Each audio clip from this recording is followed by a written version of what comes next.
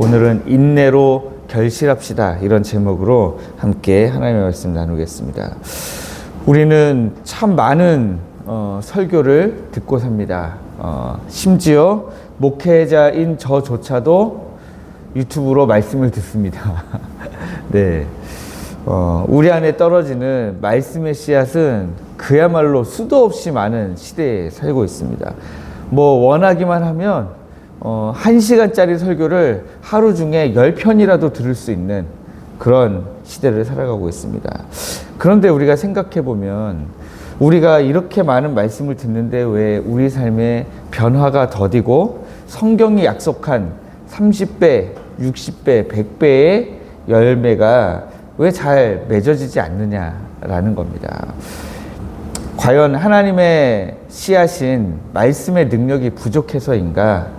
아니면 그 씨앗이 떨어지고 있는, 말씀의 씨앗이 떨어지고 있는 우리에게 문제가 있는가? 한번 보려고 하는 거죠.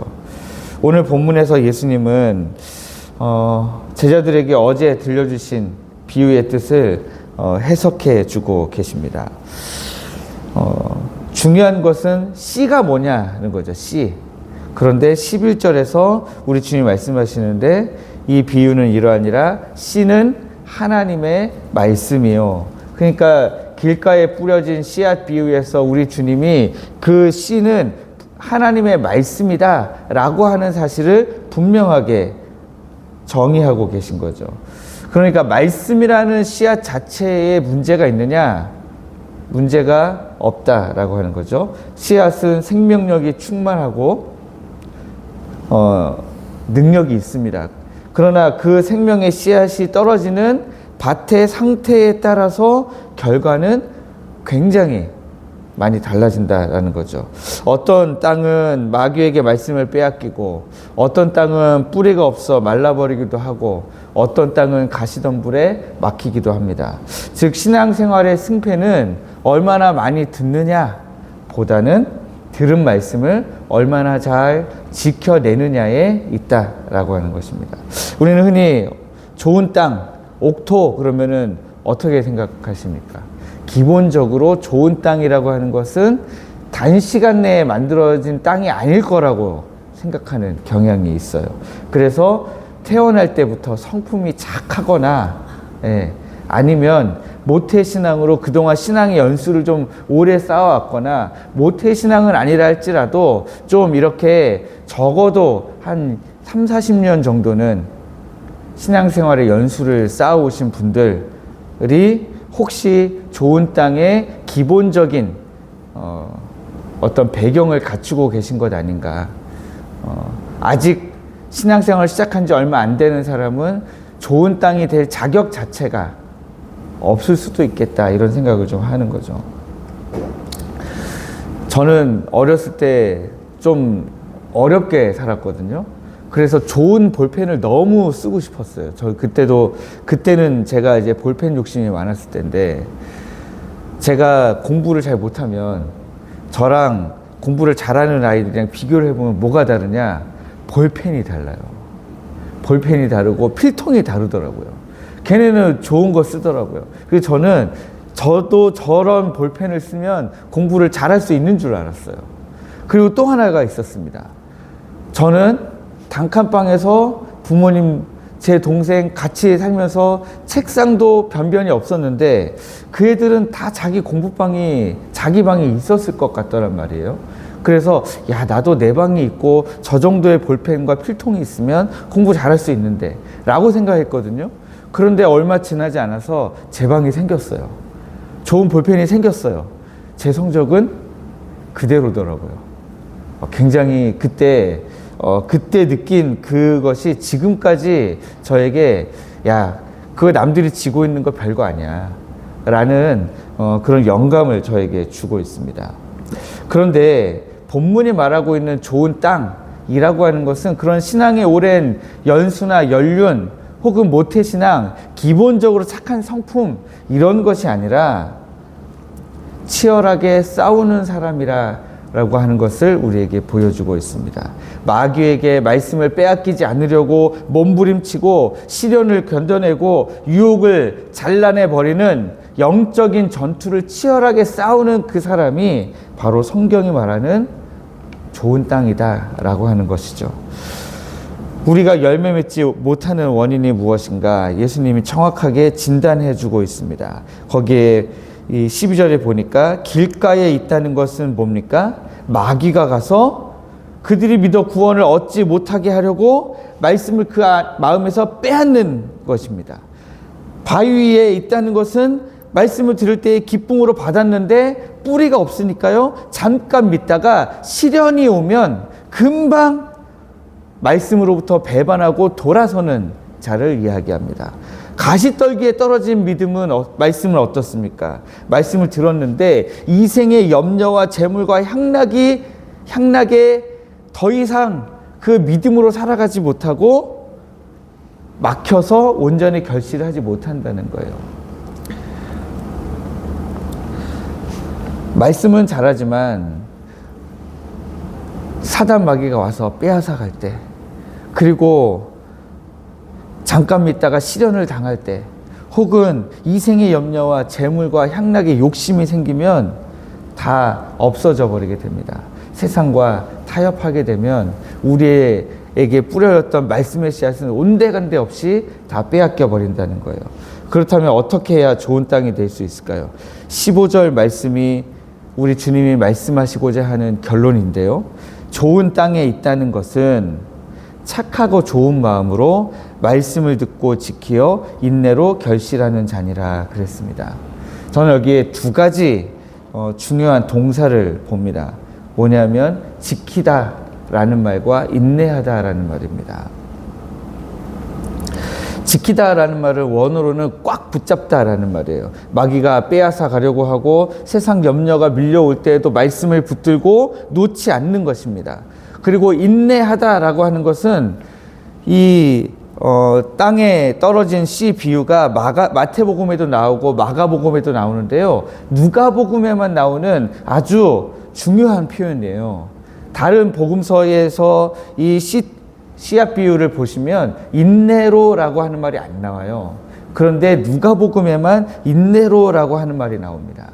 그러니까 농사는 씨를 뿌리자마자 바로 추수하는 거 아니잖아요. 오늘 씨를 뿌리고 내일 바로 가가지고 벌써 상추가 났네, 벌써 배추가 났네, 벌써 시금치가 이만큼 올라왔네, 팔아야지 하고 바로 수확하는 게 아니거든요.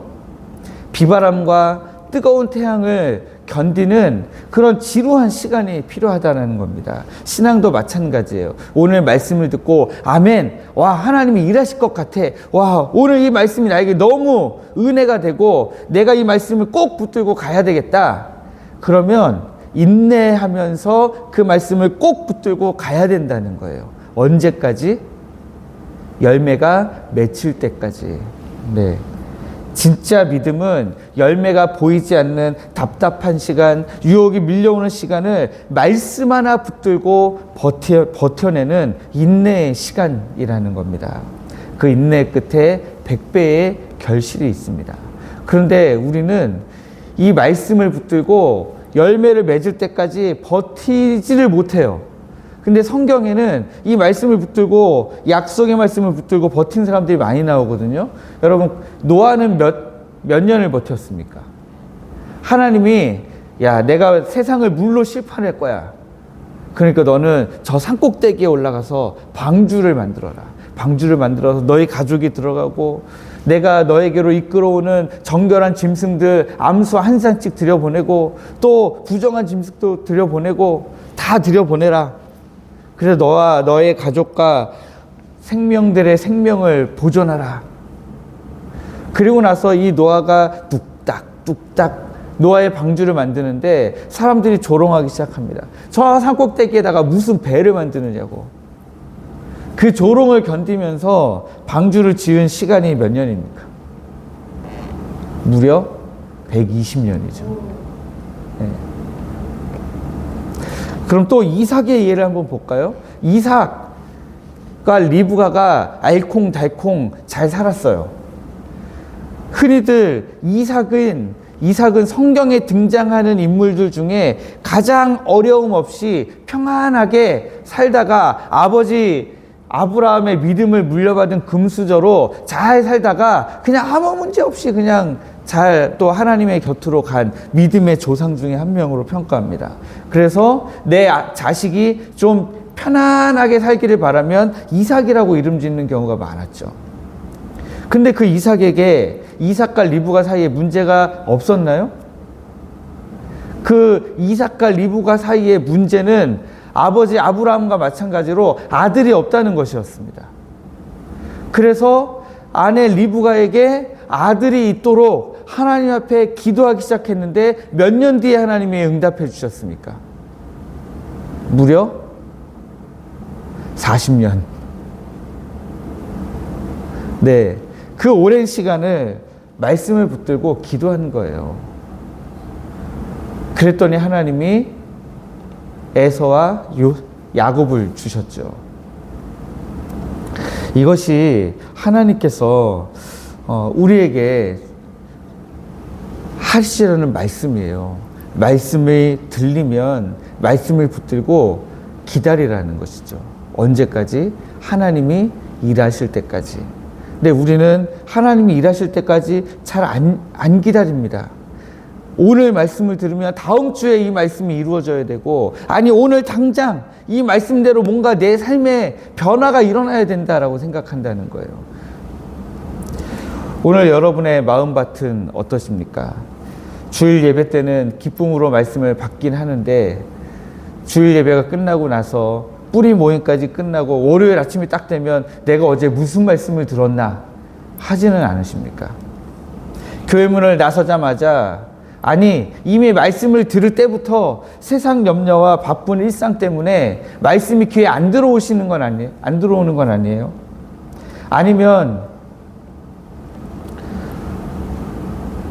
내가 말씀을 받고 좀 버티려고 했는데 이건 내가 생각한 것과는 너무 다른 전개 때문에 일의 흐름이 내가 생각한 것과는 다르게 흘러가니까, 내 기대와는 다르게 흘러가니까 기다리지 못하고 하나님을 배반하고 계시지 않습니까? 옥토가 되는 비결, 좋은 땅이 되는 비결은 능력에 있는 것이 아니라 태도에 있습니다. 하나님의 말씀을 받는 우리의 태도에 능력의 비결이 있다라는 거예요. 여러분, 말씀을 마귀에게 빼앗기지 않도록 기도로 지키시기를 주님의 이름으로 축원합니다.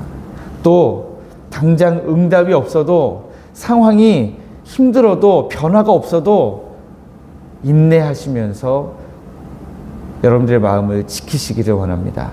인내가 없이는 결실이 없습니다. 이제 말씀을 맺겠습니다. 좋은 땅은 저절로 되지 않습니다. 말씀을 꽉 붙잡고 인내로 가꾸어가는 자가 좋은 땅이고요. 그 좋은 땅을 가진 사람은 조급해하지 않고 주신 말씀을 끝까지 지키는 자입니다. 그럴 때에 하나님께서 결실하게 하십니다. 결실하게 하시는데 그냥 조금 결실하게 하시는 것이 아니라 100배의 결실을 하게 하신다라는 사실을 우리가 기억하고, 오늘 이 아침에 기도하실 때도 약속의 말씀을 붙들고 인내하시면서 하나님 앞에 기도하시기를 축원합니다. 그래서 그런 가운데 여러분들의 삶에도 100배의 결실하시는 은혜가 있기를 주님의 이름으로 축복합니다.